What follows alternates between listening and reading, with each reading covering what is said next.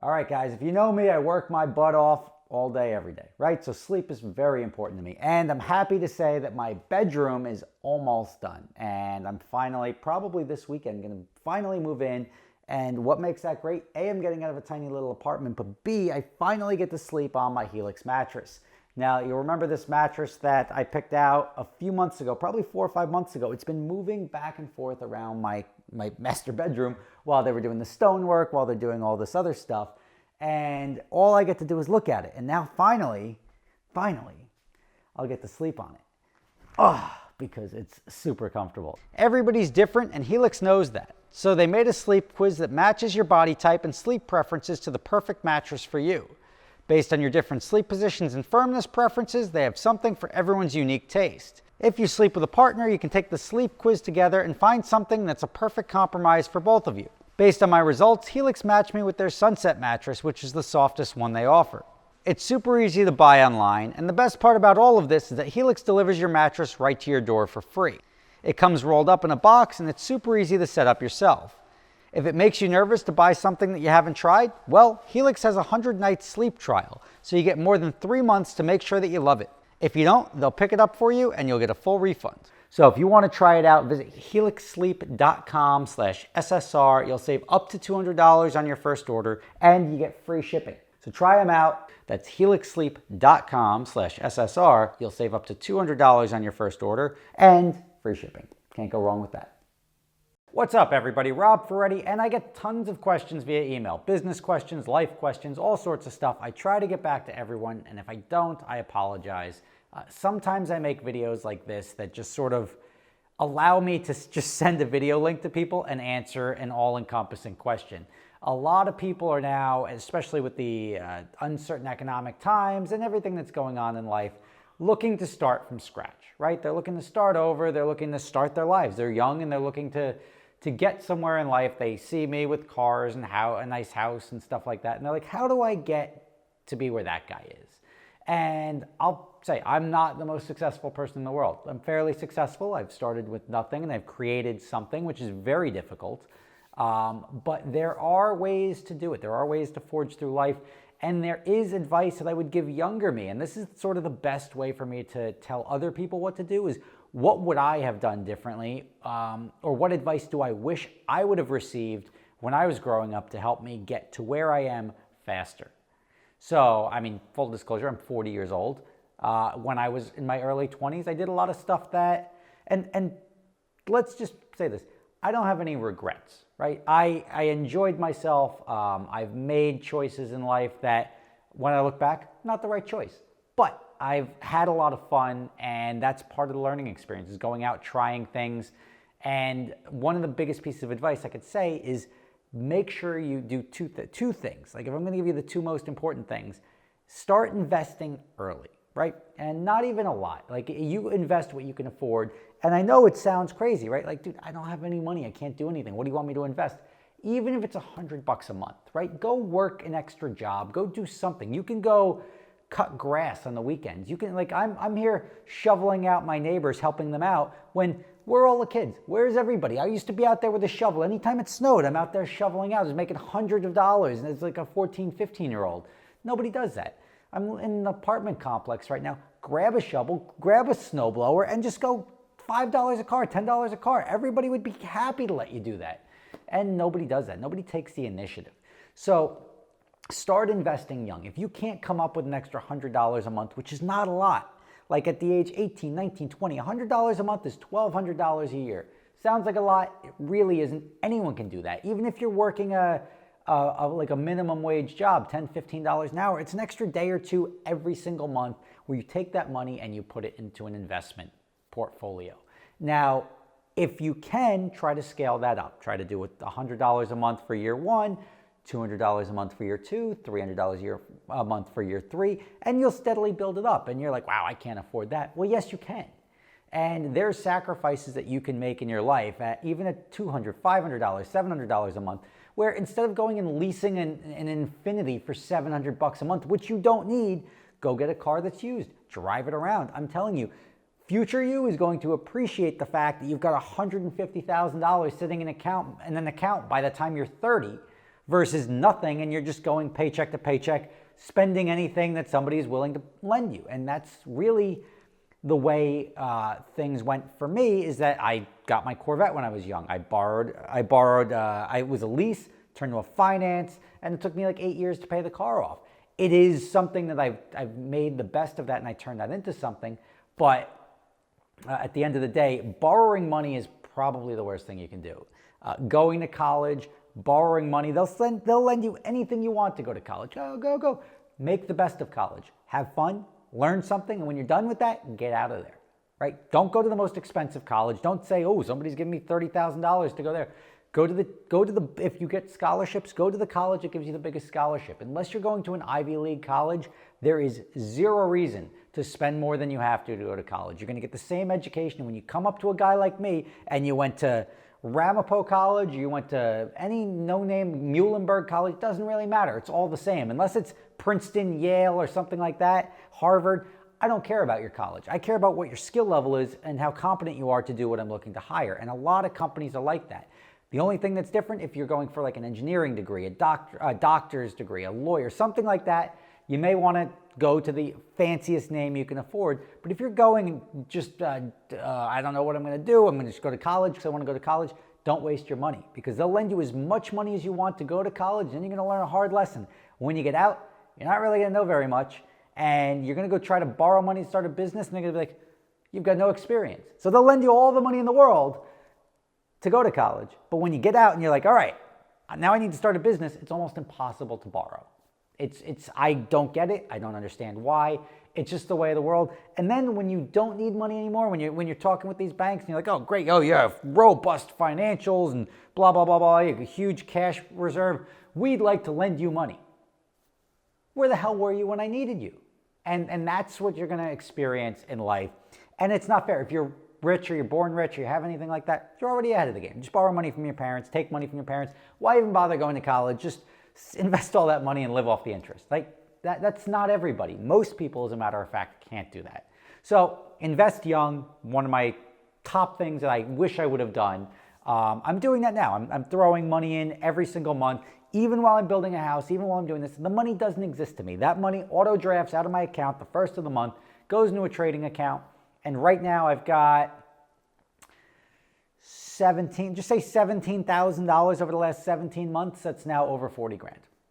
What I've learned through all my different trading accounts, managed accounts, kids college savings accounts, managed retirement account, my BS account, like all of these accounts, the money, no matter who's investing it, doubles every 8 years, right?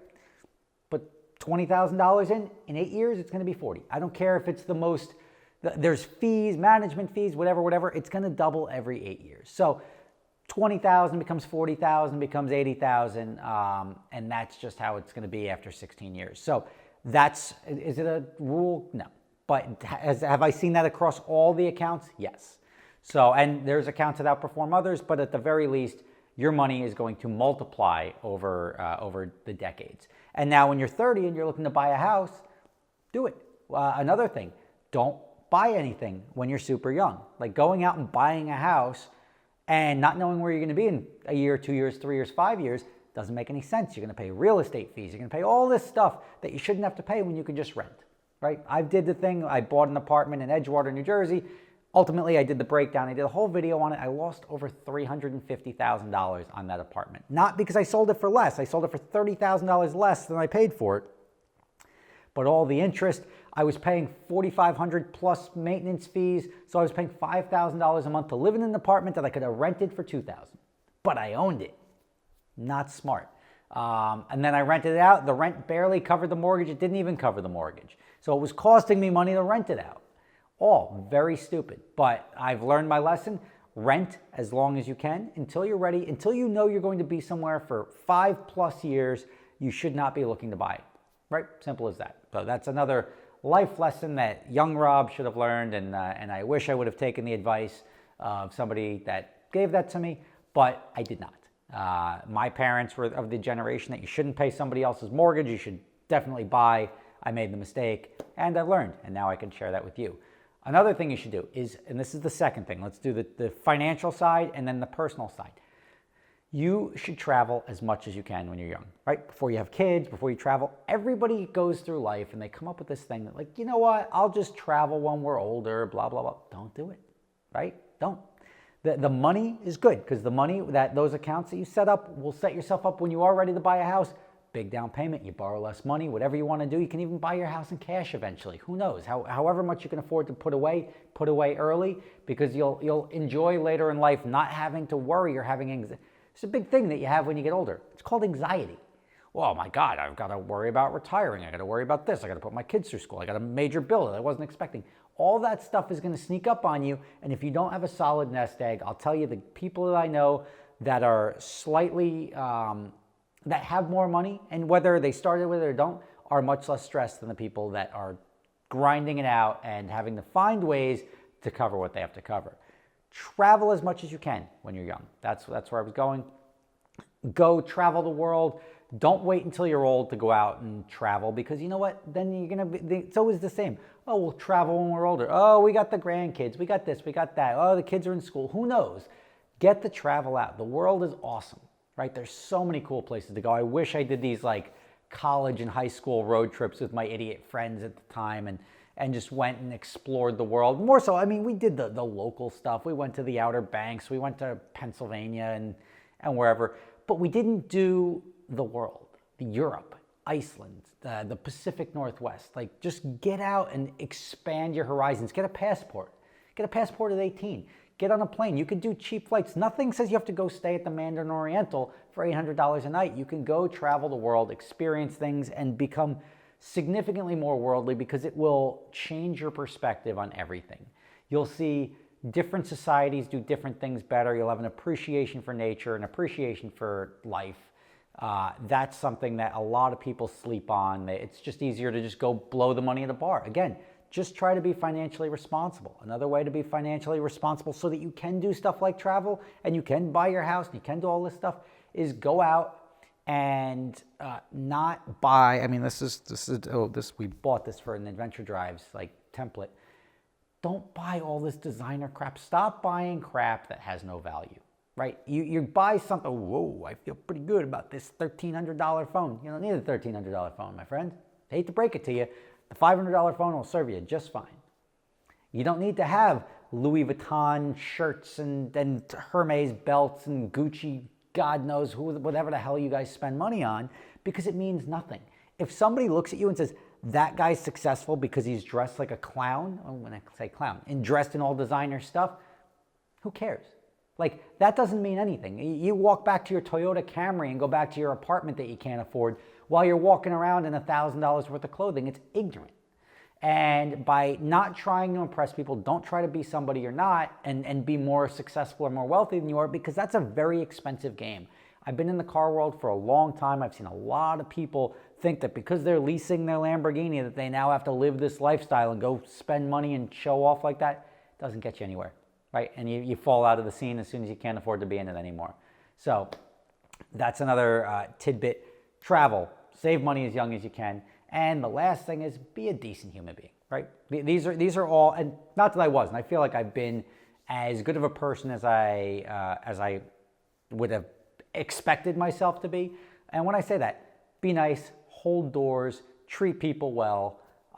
You never know when you're going to run into somebody that